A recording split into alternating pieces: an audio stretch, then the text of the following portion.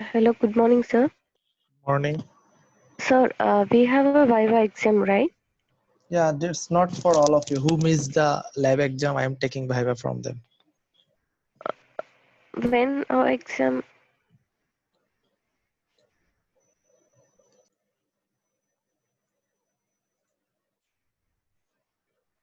Okay. The first program, write a program to count total number of vowels in a string. Okay. What we will do, we will count total number of vowels in a string. For example, if we have a vowel, if we have a string like AUW, AUW, so how many vowels are there? There are only one vowels, A. We know that A, E, I, O, U. These are the vowels. So our target is we will take a variable. Here there will be some string. There will be a string or word. And we will count how many vowels are there. Okay. How can we do it? Okay. Leave it. So for example, here we have a variable name. And the value of the name is Asian University for Women. Okay. This is our variable name. And its value is Asian University for Women. Asian University. I am not writing everything, okay? Asian University for Women. Now our target is we will count how many vowels are there. Vowels means A, E, I, O, U. How many these characters are there? Then last class we learned there's a loop that is for off loop. We learned it in the last class. By writing this loop, we can go through some elements. For example, if we have a string, we can go through each and every character of the string by this for off loop. Also, I will show you how we can run this loop in an array also. But we know it, last class we saw it, like we had a string Grasshopper and we printed each and every character of that string by using the for off loop. Okay. Okay, initially then what we will do, so we will count how many vowels are there and we will take a variable, we will take another variable count. Initially this is 0. Initially the value of count will be 0. This is our count. Initially the value of count is 0. That means we have not started our counting yet. Okay. So this is the first two variables. We have a variable name. Here we have a string. Our target is we will count how many vowels are there. And we have a variable count. That here we will count whenever we get a vowel in our string, we will increase the value of the count. Whenever we get a value, we will increase the value of the count. Count means it will count how many vowels are there. It will just store the value. Like there are 4 vowels, 5 vowels. Initially this is 0. Why this is 0? Because we have not started our counting it. So we will just give an initial value that is 0. Then we will run our loop, for off loop. Actually this is for off loop. For variable x of name. That means we are running a loop in the name variable. For variable x of name. You know, for running a loop, we need a variable that is x here. You can declare it anything x, y, z, element, whatever you want. So we discussed this for loop in the last class. Okay. For x of name, what this loop will do, actually it will go through each and every character of the name. Name means Asian University for Women. Okay. So whenever our target is, we will count how many vowels are there. So whenever we will go through each and every character, A, S, I, A, N, immediately we will check, is it a vowel? Is it a vowel? Is it a vowel? Immediately we will check it. Vowel means, is this A, E, I, or O, or U? Whenever we find any of this character, we will increase the value of the count. So we will run a loop, that's fine, inside the name. Okay. Then we will add a condition. If x means our variable, you know, the value of x will be a, then as last class we learned it. So whenever we run a for up loop, the value initially the value of x will be a. Then when our loop will again start, I will show it. Okay, it will be s, then I. That means x means each and every character of the string. Okay, so our condition is if x equal a, or this is our or sign. I hope you remember. Or x equal e, or x equal I, or x equal O, or x equal U. You don't need to worry about these brackets, lots of brackets. Whenever you write this, immediately you will get it. They will automatically give you these brackets. But remember the condition. How we are checking the condition? We know that if this is either A or E or I or O or U, if any of this, then this will be a vowel. Okay, that's what we are doing. If x equal A, this is equality operator, triple equal, or x equal E, or x equal I, or x equal O. That means if it is A, E, I, O, U, then we will increase the value of count. Count is equal count plus 1, because we got a vowel. We will increase the value of count. See, let's see how it will work now. So initially we have two variable, name and count. Count is 0. So when our loop starts, variable x of name, that means x of name means we will run loop each through the each and every character of the string. So initially when our loop starts, the value of x will be a, because it is the Asian University for Women. First of all, we will get a. Then we will check, is it a vowel? That means is it A, E, I, O, U? Yes, it's a vowel. It's A. So we will increase the value of count. Count is equal count plus 1. That means whatever our count value is, we will add 1 with it. So it was 0. Now it will be 0 plus 1. Ultimately now count will be 1. That means we got a vowel. Okay. Then again it will go to the loop. Our loop, it's not, whenever a loop starts, it it runs again and again. It repeats again and again until the final condition. Here final condition is until we reach the end of the string. Again it will go to the loop. Now what we are doing, it is very simple. We are running a loop inside the string. Now the value of x will be s, because x of s. Now x will be s. Okay, the next character. Now we will check, is it a vowel? Is s a vowel? Is it A, E, I, or O, or U? No, it's not a vowel. Now it will not increase the value of count. Count will be still 1. Again it will go to the loop. Loop is not done yet. Now the value of x will be next character. That means I. It is Asian University for Women. X will be now I. Now it will check again. Is I a vowel? Is it matches our condition? Is it A or E or I or O or U? Yes, it's I. So it's also a vowel. So again we will increase the value of count. Now the value of count was 1. Now we will add 1 with it. So it will be 1 plus 1. Then it will be 2.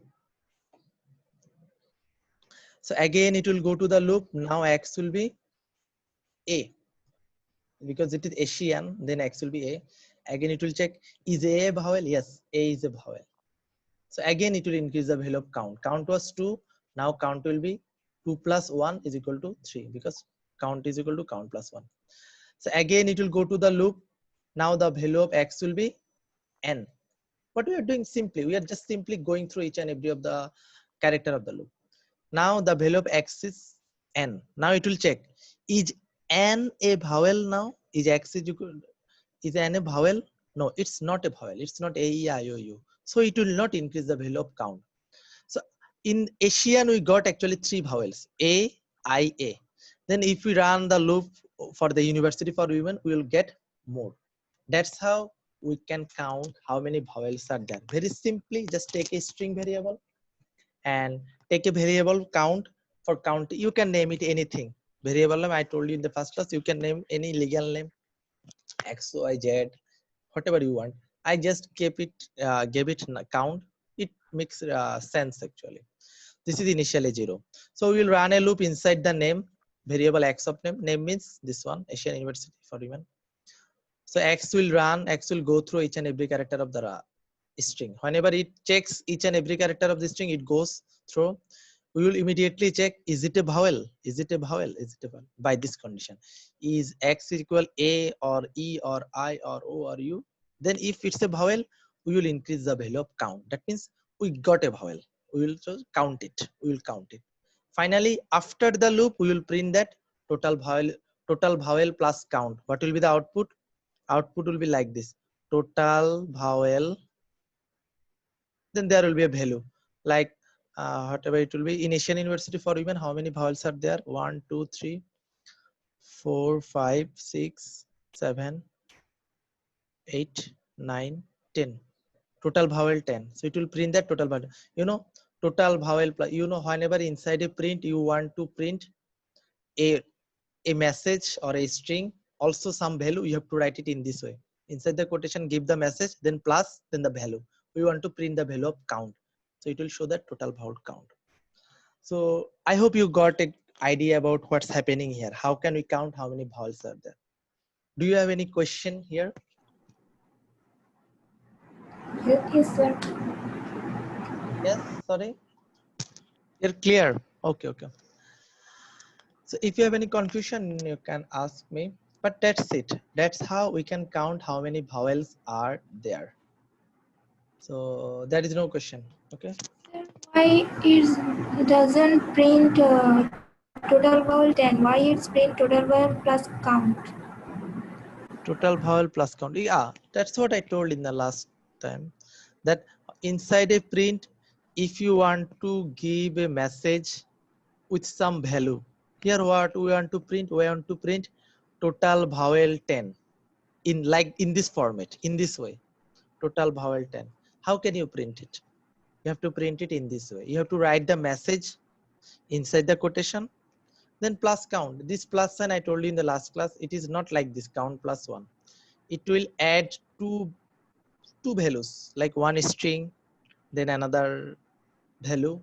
What it will print total vowel, then it will give you output total vowel. Then instead of count, yeah, it will give you the value of count, because count has some value. Count has some value. After running the loop, it will have 9 10 5 7 some values. So whenever you inside the print, if you want to print a string with some value, you have to print it in this way. Inside a double quotation, write the message, then plus count. Okay, last class actually I discussed this one. Do you have any question? Sir, in the for loop var x in Asian University for women. Sorry, no. X is name is Asian University for Women. We have two variable. One is name, another is count, another is X here. So name is Asian University for Women. So this var X, it's a format or syntax of the for op loop. Whenever we run a for op loop, for op means we will run it inside an array or inside a string. Then you have to declare a variable first, variable something of the string name. Then I name it X. That means we will run this X or loop, go through the whole string, and we will check each and every character of the string. So first that's why we need a variable here, because if we run the loop through the whole string, we have to check each and every character of the string. So initially X will be A, then X will be S, then X will be I. Just take it as a container of the words or characters here. So it's a rule, you have to use it whenever you use for a function. So what is X here? X will be A, then S, then I, then A, then N. I told you that this way. Whenever we, Yes, sir, I got it. okay. Okay, listen, if you have further confusion, you can watch my video. I hope it will be clear. Okay, sir. Okay. Then, so that's how we can count total number of vowels. If I now give you a question, something like that, write a program to count total number of consonants in a string. Consonant means it's not A, E, I, O, U. It's not A, E, I, O, U. write a program to count total number of consonants in a string. Okay, in the same program, if I ask you write a program to count total number of consonants in a string, can you do this program by following this way? Is there anyone who can give you some idea how can I solve it? Write a program to count total number of consonants. Consonant means it's not a e I o u. I think in if we need not equal to a e I o u. Very good. Who are you? I cannot see your name. Fatima What? Tujola. Very good, Fatima. That was the correct answer. That's how we can do it. That's programming. That's how you have to set your logic. So how can we count consonant? If you write if x equal b, f, g, k, l, m, n, z, x, y, that if you have to write consonant in this way, it will not be a good practice. What you can do, you can check that it's not a, it's not e, it's not I, it's not o, it's not u, then it will be consonant. This is very simple logic. Then you will increase the value of pound. So I hope all of you got it. So consonant means how can we count consonant? Consonant means it's not a vowel, it's not a. So here instead of writing x equal a, e, I, o, u, you have to write x not equal a, not equal e, not equal I, not equal o, not equal u. Then you will increase the value of count if it's not equal a, e, I, o, u. So I have given you this in the slides. I did not give the solution. Solve it by yourself. Okay, now I will show you. I will run it for you now. Yeah, Hafsa, right, not equal to vowel. Okay, I will now run it for you.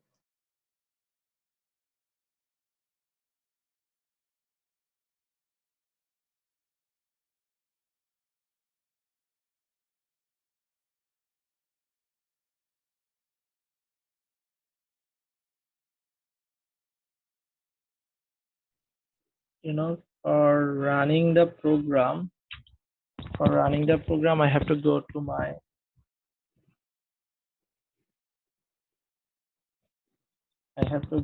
Grasshopper.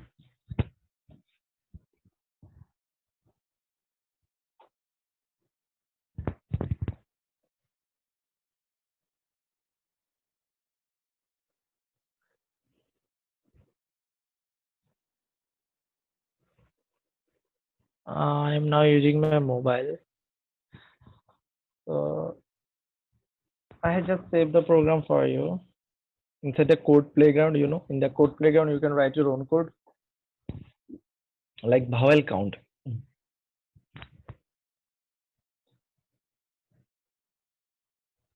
Okay.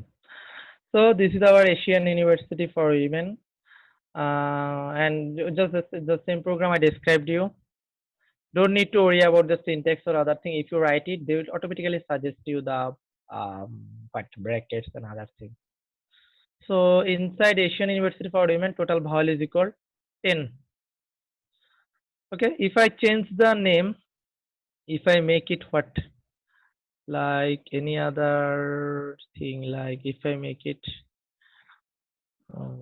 like what, Corona. So inside the Corona, how many vowels are there? 1, 2, 3. Okay, if I run it now, I will find that total vowels. Okay, so that's how you can run it. Okay, I can go to the next one.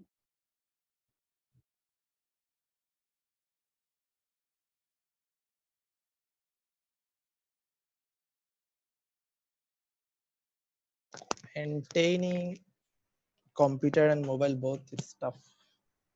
Okay, I hope you saw it. If I run it, I get the answer total vowel 10. If I change the string also, I made it Corona and it's giving me that total vowel is equal to. Okay, that was for our counting vowel, and also do consonant by yourself. Listen, try to whatever I am giving, try to do it. And in this weekend, I will give you some programs to solve it by yourself. Also, I will give you the solution, but try to solve this whatever I am giving. Because in the for Grasshopper, I will take a quiz actually. Quiz means I will give you some programs. You have to write very simple programs. or you have to write the output. What will be output? I will discuss everything later, but what you have to do now, do practice. Is I recording it? Okay, am I recording? Okay. Okay, there is now we can run. So in the last class and in today's class we saw that how we can run for off loop in a string. Also we can run for off loop in an array. Okay, we can run for off loop in an array. You know what is array? It can take multiple elements. Here we have an array, groceries. An array has some values: apples, yogurt, toothpaste. Okay, then what we are doing, we are running the for op loop for variable element. Whenever you declare a for op loop, you have to declare a variable inside the bracket. This is the rule, because this variable will go through each and every element of the array. So for variable element of groceries, print element. So what will be the value of element here? The value of element will be, first of all, whenever our loop will run for the first time, the value of element will be apples. Value apples, then it will print apples. Again the loop will go, we will run the loop, then the value of element will be yogurt, it will print yogurt. Then the value of element will be toothpaste, so it will print toothpaste. So what I am showing here, you can run a loop for op loop inside an array. Then what will be the value? Then it will, like if you run a loop inside a string, for example, we run, if you run a loop like Asian University for Women, Asian University for Women, it's a string. Then if you run a for op loop, it will go through each and every character.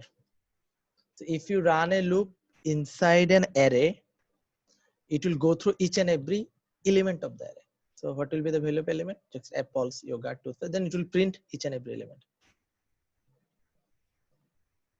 Okay. Okay. For this program, for example, all of you, if I write,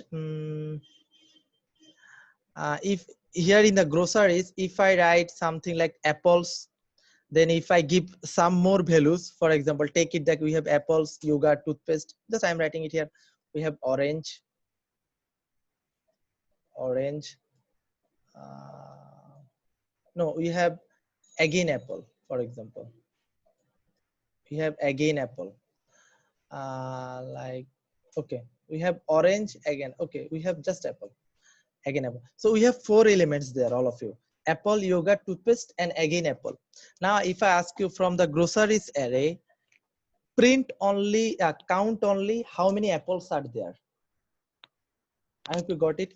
From the groceries array, count how many apples are there. Apples. How many apples are there?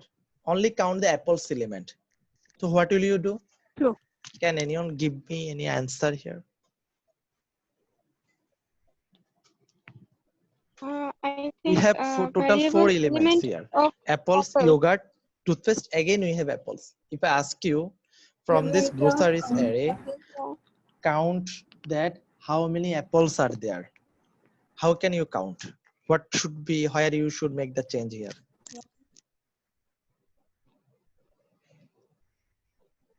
Okay, is there anyone? Of loop. Yes, sir. In the for of loop, the bracket. I think we Okay, need. what can you do now? What we are doing here? If you run the for op loop, it will go through each and every element, no?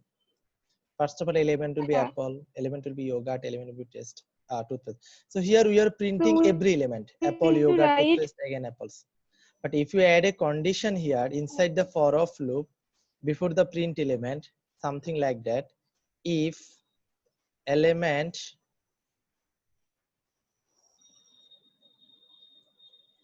equal or equal apples, apple. Yes. then print it, then print element,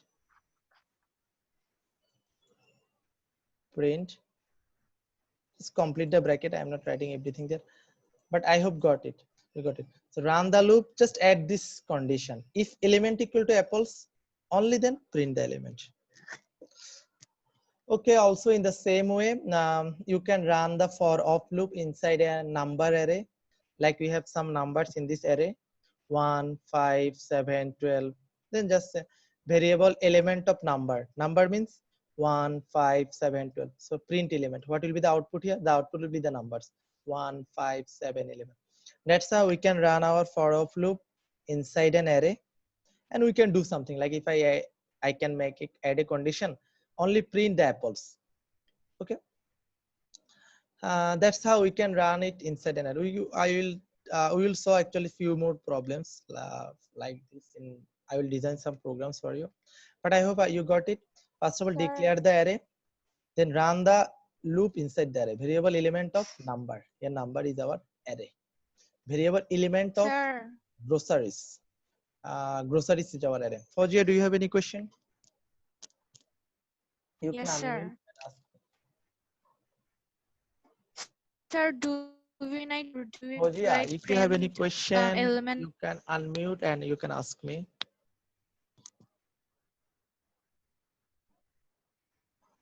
Okay, all of you, that was actually for our for our loop. Now I will show you one more program. Fauziya, do you have any question? You raised your hand. Uh, Hello, sir. Hello, can you listen to me? I cannot hear you.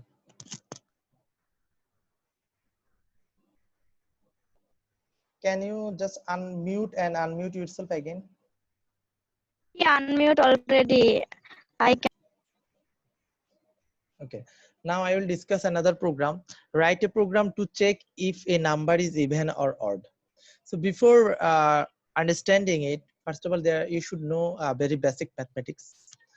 How can we define a number is even or odd? We know that like 2, 4, 6, 8, these are the even numbers, tens. And we know that 1, 3, 5, 7, 9, these are the odd numbers. We know it, isn't it? But how do you know these are Yes, even sir. numbers, these are odd numbers? How do we actually define it? Who defined it actually? Actually, how do we know a number is even? We do a very simple mathematics here.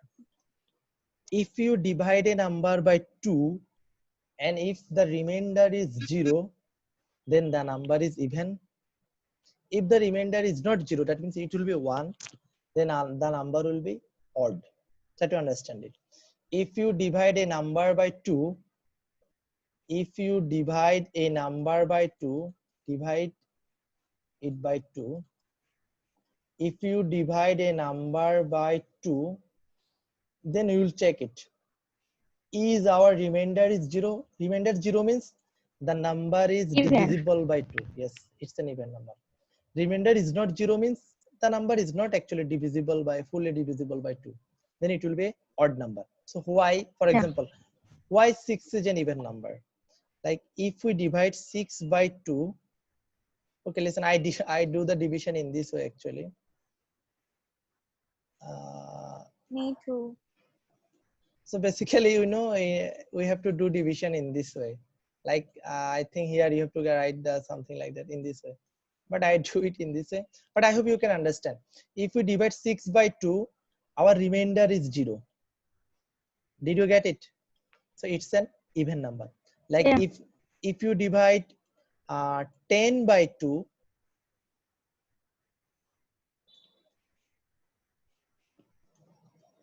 then also our remainder is 0. You know, we can divide it, we can multiply 2 by 5, then we will get 10. So the remainder will be 0. So it's an even number. But if you want to divide an odd number, for example, if you want to divide 7 by 2, 7 by 2 or 5 by 2. okay, yes, then what will be our remainder here? 1. 1. So it's an odd number. But again, also if you like divide 9 by 2, It's also remainder 1. also So remainder 1. it's odd So number. we can take a decision that whenever we divide a number by 2, if our remainder is 1, if our remainder is 1, if our remainder is, sorry, if our remainder is 0, then it's an even number, and if our remainder is 1, then it's an odd number. So I hope there should not be any confusion about this. All of you got it? So that's how we can decide a number is even or odd. I hope all of you got it. Now we will learn how can we implement this concept in programming. Okay, how can we implement it in programming? So this is our very basics. Listen, why programming is nothing special. It's totally logical development, totally mathematics, nothing else. Uh, Another thing, if you are very good at mathematics, programming will be very easy for you. Like if you do some practice, it will be like you can make your program more but strong, like algorithmic way, or you'll be good at programming if you're good at mathematics. This is very common sense. Also, programming is nothing special. Whenever you get a program or problem, first of all, try to solve it manually. Just think about it. Think. How can I solve it? Then go for the solution. So my target is I will check a number is even or odd. Now there's a very basic mathematics. You just need to know it. Whenever we divide a number by 2 and if our remainder is 0, then it's an even number. And whenever we divide a number by 2 and if the remainder is 1, then it's an odd number. Okay. In programming or in our Grasshopper here, there's a sign, then percentage sign. Okay, percentage sign. This is actually called, you can call it modulus or remainder sign. Modulus, I thought it, let's write it in this, modulus or remainder sign. So percentage sign, what it will do, it will give you the remainder. This percentage sign, like plus sign give you the addition, minus sign give you the subtraction, division give you the division, asterisk sign give you the multiplication. Also, this is also one type of operator. This is called modulus operator. This will give you the remainder. This will give you the remainder. For example, if you write 4 percentage 2, 4 percentage 2, so what will be the result here? The result will be 0, 0. because this percentage sign will give you the remainder. If we, what does it mean? Even. If we divide 4 by 2, what is our remainder? This percentage sign will give you the remainder, like 3 percentage 2. What will be the result? 1. Because this percentage sign will give you the remainder, and with that, if we divide 3 by 2, we will get remainder 1. So that's it. Now see how I implement it in programming. First of all, I will take a number, add like variable x is equal, like I have taken a number 7, you can change it. Then I will check, is it a even or odd? Okay. Then I will take another variable y is equal x percentage 2. What it will do? This, that means we have a variable x, we will divide x by 2 and we will keep the value of the remainder in y. Here y will be either 0 or 1. Did you get it, all of you? Here y will be either 0 or 1. So if we know that if our y is 0, the number is even. If our y is 1, the number is odd. Did you get it now? Why it's even? I Why have a it's, question. yes, why is odd? Should I use here if else? Yes, very good question. Very good question. Can we use if else? Okay, can we use if else? Okay, first of all, just explain this one.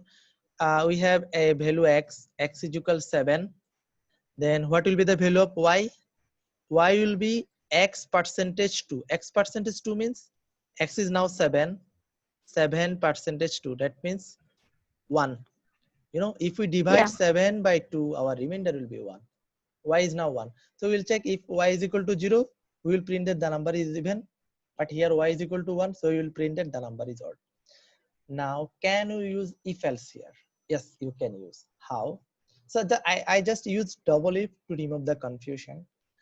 If you just write it in this way, if y is equal 0, the number is even, then write else the number is odd. You can do it. Instead of writing if y is equal 1, the number is odd, you can just write else. So instead of writing this total if, what you can write, just write else, print the number is odd. Like this is odd, So in print the odd. question, is it mentioned here like do it with if No, operator no, no, or no. do it There with will be no question like this. You can do it okay. what you can. But I hope you get it, because if y is equal to 0, this is surely an even number. Else means it might be something else. I don't care. Just then it will be odd number. Then you don't need specifically, you don't need this condition. That was a good question. So I hope all of you got it, how it's working. That's how you can check a number is even or odd. So if you have any question now, you can ask me. Sir, do we need to memorize these brackets, where to give and where not to? No, no, you don't need to memorize here. But yeah, in C programming, you have to like some kind of memorize. It's not called memorization. Whenever you do it again and again, it will be practice. But here, whenever you write if bracket, if automatically they will give you the bracket. You don't need to write it. I hope you, if you run it, if you practice it, you will get it.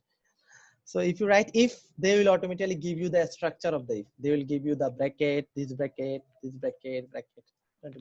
But it's better. It's good that you should. It's a good practice. Try to memorize it. Why? Try to understand the structure of the if, understand the structure of the loop. In C programming, you will need it. It's not memorization. It's whenever you repeat or do something, it automatically set in your subconscious mind. It's not like memorization or anything. Sir, Yes.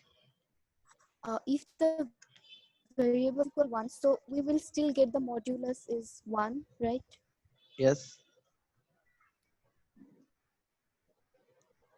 Okay, just sorry, 1 minute.